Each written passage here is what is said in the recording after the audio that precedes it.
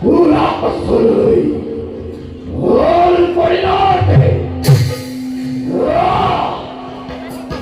আজি করে একবারে দুইবার মূলক প্রয়োজন নাই মূল কোনো ব্যক্তি নাই মূল কোনো মাত্র নাই